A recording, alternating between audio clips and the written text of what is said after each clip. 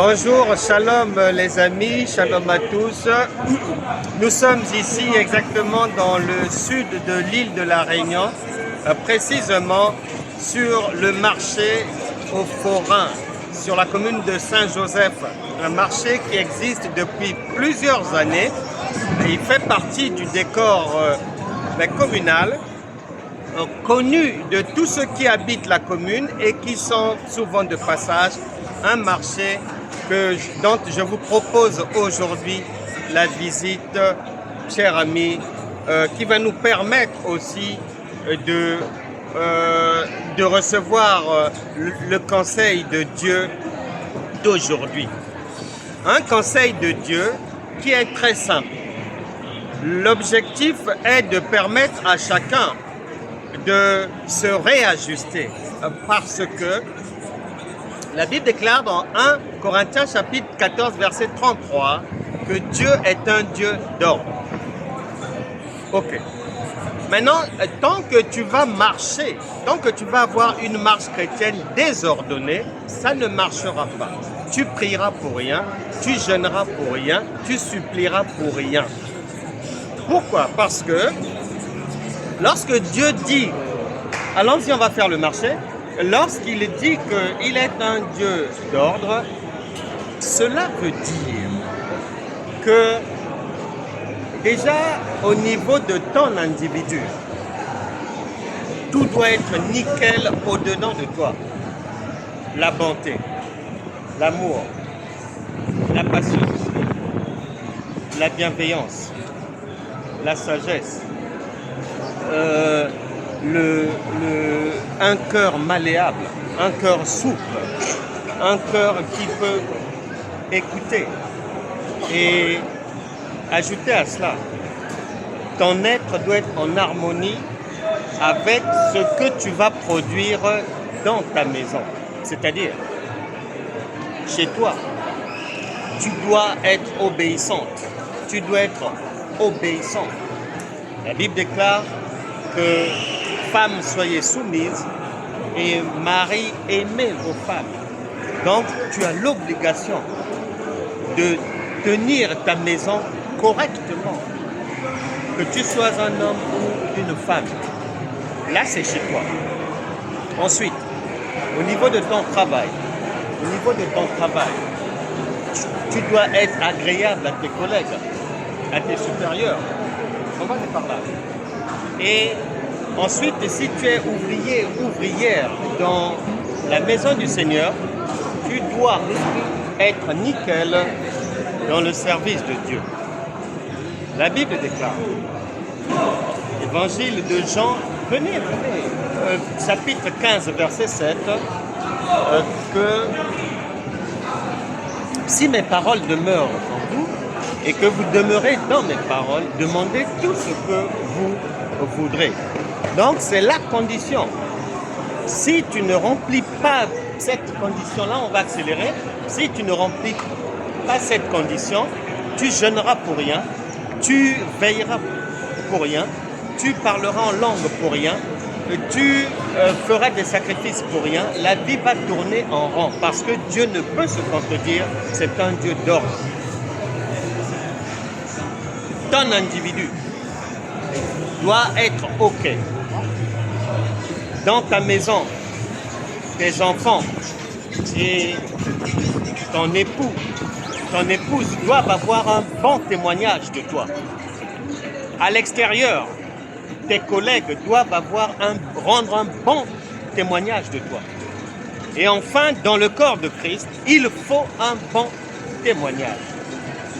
Malheureusement, chez beaucoup d'enfants de Dieu, ils disent que voilà, on m'attaque, voilà, on ne m'aime pas, voilà, j'ai des adversaires, j'ai des ennemis. C'est une fausse compréhension de la parole de Dieu. Les Écritures déclarent, le Seigneur Jésus a dit, Matthieu chapitre 22, verset 29, vous êtes dans l'erreur parce que, passez par là, pardon, vous ne comprenez ni les Écritures, ni la puissance de Dieu. Pour dire quoi? Que la présence de Judas Judas recruté volontairement par le Seigneur Jésus, il savait, mais il avait tenu à ce qu'il y ait dans son équipe un représentant du diable. Et tu constateras, il n'y a pas un endroit où le Seigneur Jésus a tenu une petite réunion pour parler du mal de Judas en son absence. Et il n'y a pas une réunion où les apôtres se sont consultés pour parler du mal de Judas. Ça n'existe pas. Pourquoi? Parce que Judas soit là, que le diable soit là, qu'il ne soit pas là, ce qui est de Dieu.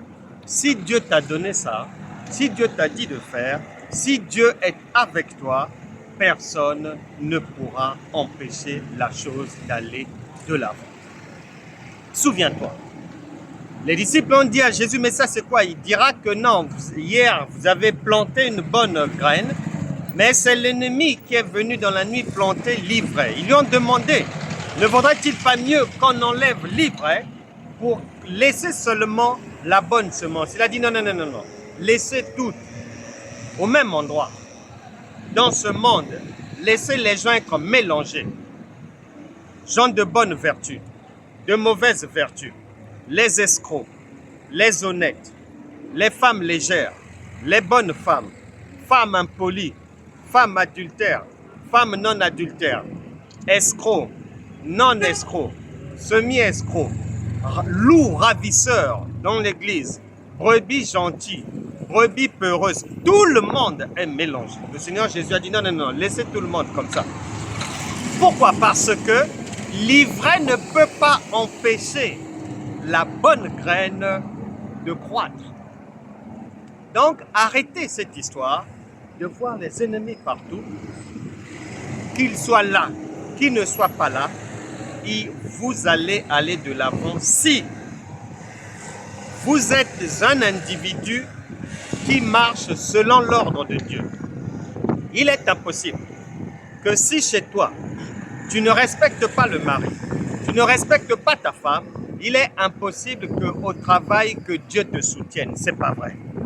Et lorsque l'adversité va se lever, ne dis pas que c'est le diable. Non, Dieu te fait payer tes bêtises. Il est impossible que ton caractère violent, impoli, la colère, etc., mépris des autres, que ce caractère-là, que lorsque tu nous rejoins dans l'œuvre de Dieu, il est impossible que Dieu te permette de réussir. Il te mettra des crocs en jambes. N'oublie jamais que dans Job chapitre 1, Dieu débutait une réunion et Satan passait dans la rue là-bas. Et le Seigneur l'a convié à la réunion. Et lui demandant, tu viens d'où? De me promener sur terre. As-tu vu mon serviteur Job? Oui, j'ai vu. Ah, je suis fier de lui. Ah bon? Mais si tu me laisses essayer de le toucher, tu verras qu'il va te renier. Dieu dit, bon, écoute, vas-y, mais ne touche pas à son âme. Pour dire quoi? Que rien ne peut se passer sous le soleil, dit la parole de Dieu, si Dieu ne l'a pas permis. Donc, arrête d'accuser les autres, d'accuser Satan, d'accuser le diable, d'accuser tes frères, d'accuser les sœurs. Et le Saint-Esprit m'a demandé de te dire aujourd'hui d'arrêter cela. Le diable n'est qu'un simple agent de gendarmerie, chargé par Dieu de réprimer les récalcitrantes, les récalcitrants, les rebelles, ceux qui n'obéissent pas à la parole de Dieu. Même si tu pries, tu jeûnes, si tu n'es pas en harmonie, si ta vie n'est pas ordonnée telle que Dieu l'a supposée, telle que Dieu a établi les choses, ton individu, ton caractère doit être dépouillé, nickel. Dans ta maison, il faut qu'il y ait une suite dans ta maison. Les gens qui vivent avec toi doivent rendre un bon témoignage de toi. Ce ne sont pas les rouges à lèvres qu'on met dehors ou les talons ou bien quoi. On ne va pas aller demander à une amie, une copine, un frangin là-bas de parler de toi. Non, ce ne sont pas ces gens-là.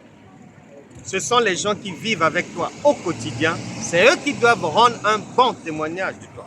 Et de leur bouche sortiront les paroles de Dieu, sortiront les pensées de Dieu te concernant. Donc, un caractère propre, une maison bien tenue avec un bon témoignage, au travail, un bon témoignage, et dans le ministère, un bon témoignage. Cela n'existe pas qu'à un endroit, que ça soit mal, et que Dieu puisse t'accompagner dans les autres endroits. Ça n'existe pas.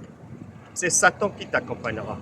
Mais le Saint-Esprit voudrait qu'à partir d'aujourd'hui, que chacun se ressaisisse et que nous puissions ensemble mettre nos vies en ordre parce que Dieu est un Dieu d'ordre. Pour ne plus que tu pries en vain, pour ne plus que tu jeûnes en vain, pour ne plus que tu pleures en vain. Ça ne nous émeut pas dans le royaume de Dieu. On ne s'occupe pas des larmes. D'ailleurs, il n'y a pas de larmes dans le royaume de Dieu. Les larmes, c'est chez les humains dans le monde. Dans le royaume de Dieu, c'est un royaume de paix, de joie, d'amour. Il n'y a pas de larmes. Donc, tu as perdu ton temps en ramenant les larmes chez nous. On ne les voit pas. On ne les sent pas. On ne connaît pas ça. Nous allons prier pour que le Saint-Esprit, qui est une puissance, te permette à partir d'aujourd'hui d'avoir une vie ordonnée. Parce que Dieu est un Dieu d'ordre. Afin que tu sois dépouillé au niveau du caractère, propre.